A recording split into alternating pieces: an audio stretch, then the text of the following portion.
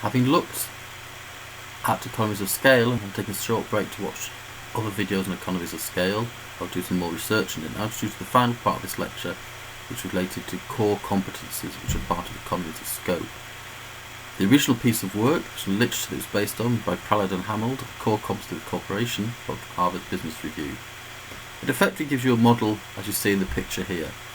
The core competencies are the roots of the tree. They're the things that feed the tree, allow it to grow. They're the things that which you are good. So, for instance, it may well be that they're operational. It may be they are marketing.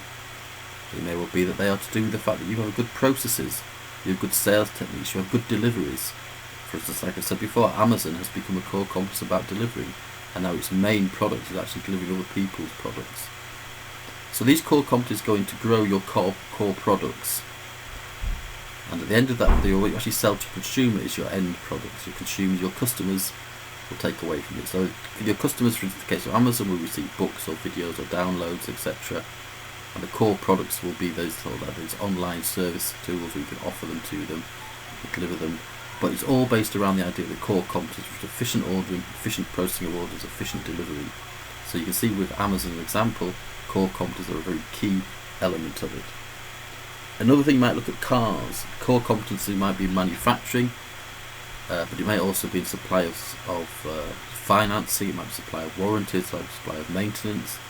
Your core product is in a car, but what you sell as your end product is a package of car, maybe leased to the people with a maintenance policy and a servicing policy, etc.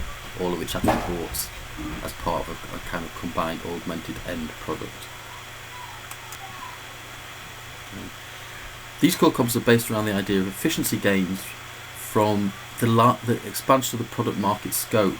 So it might be a number of different output types. So like in the case of cars, it might be a bundle of things that are based around a solid product, such as a car, but they're supported by servicing, supported by financing, supported by warranties, supported even by little things maybe like car clubs or travel clubs and things like that. So what you actually do is you're expanding into a variety of different markets, relying on different support subjects and using the same skills. It might be the way that, for instance, Coca-Cola use the fact they have built up a good marketing image with Coca-Cola, but then go on to actually use that to sell Fanta, to sell Crisp, to sell what's called chips in America, to sell various other products, to sell t-shirts, to sell hats, to sell a whole lifestyle approach.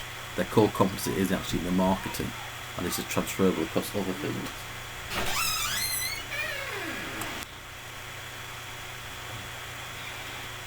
One of the keys, one of the big questions therefore for the parent company, for the corporate, as this is corporate strategy we're looking at, is how do we allocate our resources? How do we allocate our core competencies?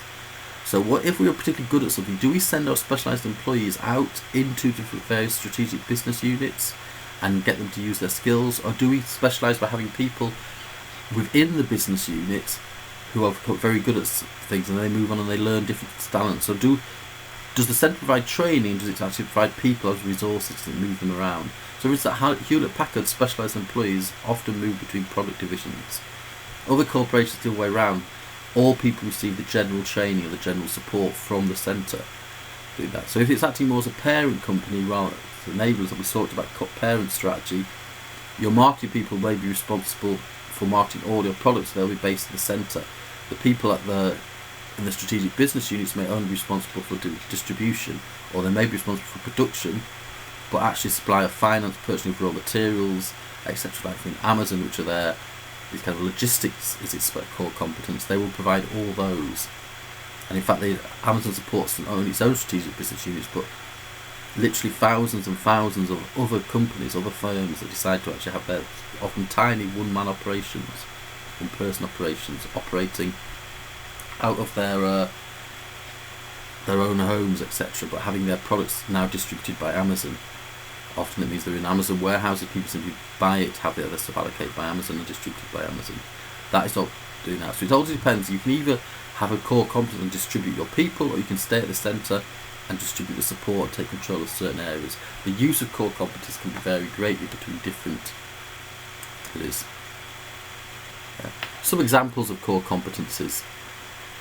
In this case, we're talking about people being able to develop new products, completely new products using previous core competence, and therefore saving on heavy research development costs. That anyone who came new to the market that had no back with its heirs would have to expend. So we've got Casio with a small screen LCD TV, Canon with a personal copier, Komatsu with the underwater remote control bulldozer, Honda with an off-road buggy, and Sony the 8mm camcorder. All of these products were based on products that they'd already developed. In the case of Canon, they actually had the film processing technology, they had the lens processing. Honda, the off-road buggy, simply they already had their cars, they had their off-road developers. And Sony, they had a miniaturized tape recorder that was easily turned into a camcorder. Effectively, the critiques of the model are the same as we gave last week, so I'm not going to go over them again. Go back and look at the previous model. Again, at a corporate level, you have the same problems as you have at strategic business unit level, which shows that people are actually not using the models in the same effective way they should. They're using them because they've been developed expensively and are themselves in a technology that needs to be sold. So a summary of today's lecture. The growth share matrix of portfolio management, its emphasis on cash flow, but of course we have to understand not everybody simply uses cash flow to select market share. There may well be core competencies that mean that you keep products on board even though they don't fit neatly into the Boston Consultant Group growth share matrix. The Boston's BCG emphasis on economies of scale. Alternative approach, the core competencies, it's about saying not that we have the portfolio of products fits together, it's saying the portfolio of products all come from the same area. There is some commonality between them.